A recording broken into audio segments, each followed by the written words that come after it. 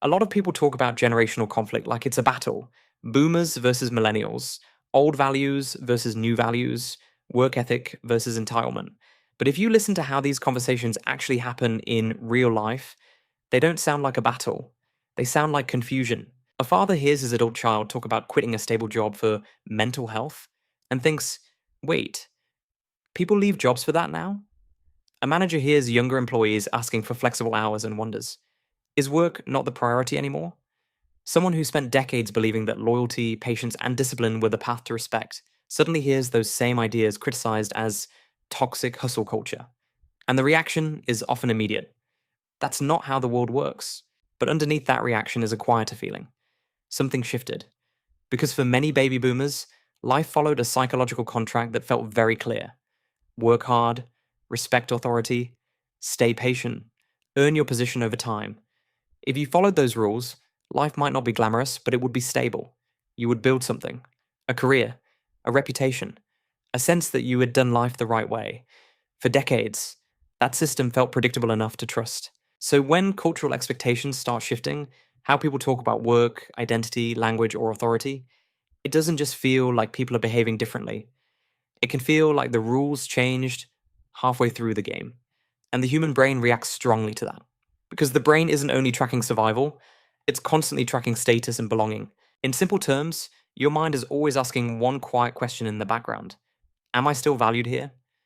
When social signals suddenly look unfamiliar, that internal meter starts flashing. A phrase that once sounded respectful now sounds outdated.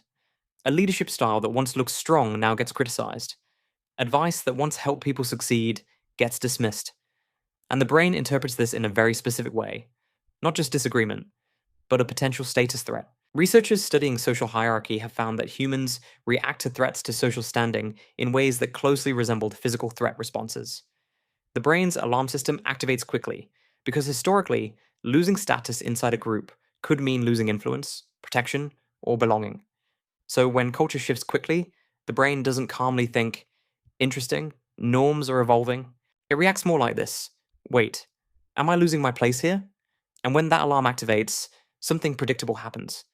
People start defending the values that built their identity, not necessarily because they hate change, but because those values represent decades of effort. Years of discipline, years of responsibility, years of sacrifice. If the culture suddenly questions those values, it can feel like those years are being questioned too. So conversations stop sounding curious. They start sounding moral. Young people don't want to work. Older generations don't understand reality. Psychologists call this moralization. When people feel uncertain or threatened, they turn preferences into moral rules, because moral certainty feels safer than ambiguity. If something is simply different, it's uncomfortable.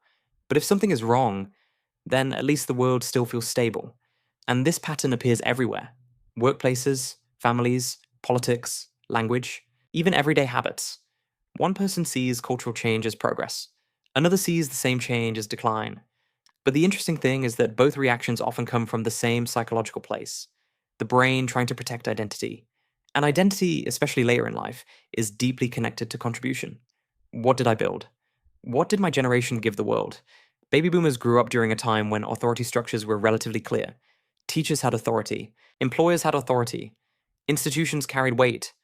Following the system didn't guarantee success, but it usually created stability. Today, many of those structures are being questioned or redesigned. Work culture is shifting.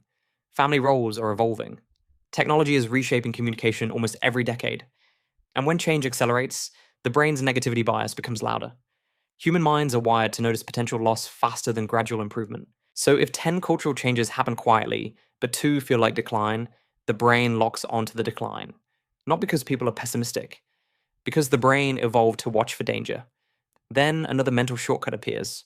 When social change becomes hard to interpret, the mind simplifies the story.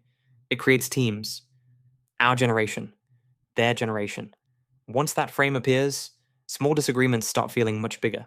A conversation about work flexibility becomes a debate about responsibility.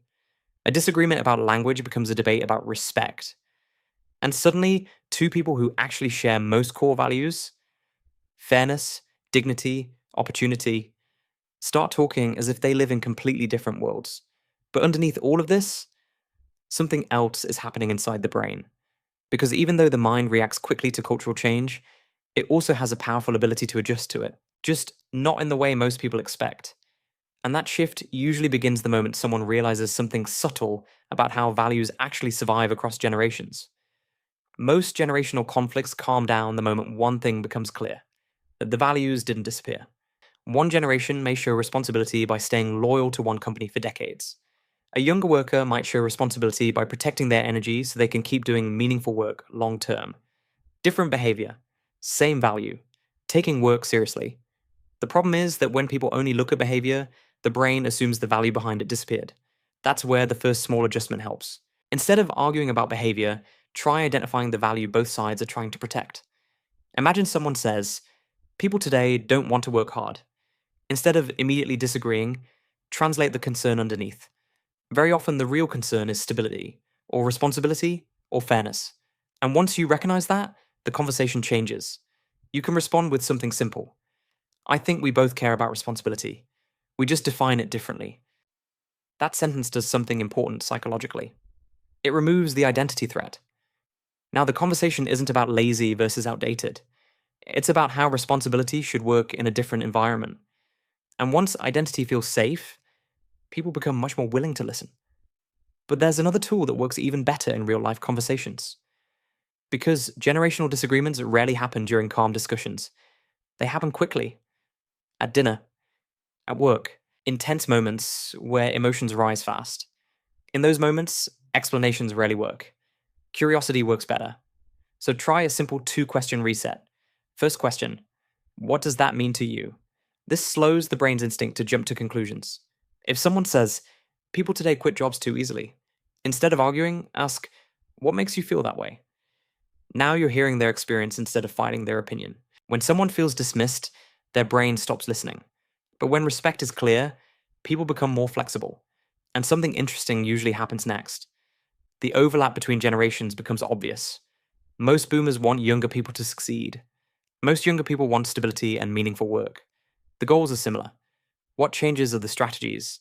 And strategies always change when environments change. Boomers built stability in an industrial economy. Younger generations are navigating a digital one.